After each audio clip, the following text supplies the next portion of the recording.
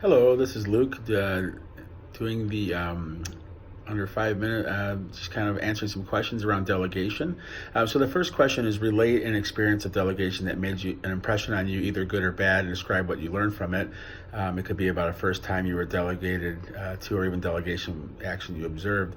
Mine would be for the demo device tracker.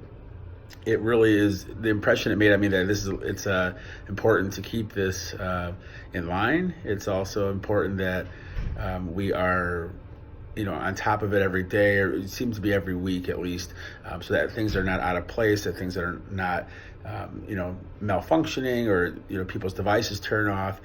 So that was really an eye opener for me, is to learn how to, like, wow, okay, these things actually have to be paired, and they have to be, if they're stranded, have to be in a certain spot and have a kind of an order to go along with it. So that was really the first time that I really had to learn some delegation, as well as just kind of the impression it made on me. I was just like, oh, this is a lot of work, and if you don't keep on top of it, it can become a nightmare, literally.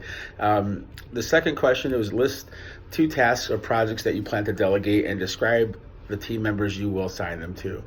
What issues or roadblocks do you anticipate? So my ASM, I will be delegating a lot of the demo device tracker duties to as well, because I want him to get fully immersed in that as well, just so that when I'm gone, or if there's an issue with it, or someone's phone doesn't work, or somebody has to replace a device or something like that, he knows, he's fully aware. So I'm going to assign that to Zach. The second one would be inventory, which I would like to assign to one of our new hires, Antoinette, who was the first new hire for our new store. This way she's fully aware of how to do things when it comes in through inventory. Those are some of the things that can kind of take up my day in the back. And some of the roadblocks I anticipate will be just a little bit of a learning curve for Zach with the actual demo device tracker, because he's never done that. He's completely brand new, green to it. So that'll take some time to actually have him dive in, and there'll be a couple trial and error situations. So I'm having him now starting to order COUs for our new hires and just see how they pair up and things so forth like that.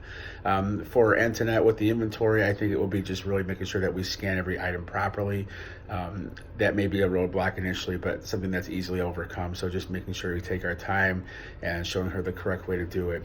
The last question is, what do's and don'ts will you use when delegating to others in order to strengthen your team? I think I'm going to really be, the do's will be just to kind of get everybody involved. So once Antoinette knows how to do things, she's going to actually be able to, I'm going to have a time where she can set aside another rep to teach them, and then so forth, so that everybody learns it the proper way. Some of the don'ts is that I don't really want to initially give, like for instance, demo device tracker, or maybe some of the closing procedures to someone that has never done that before.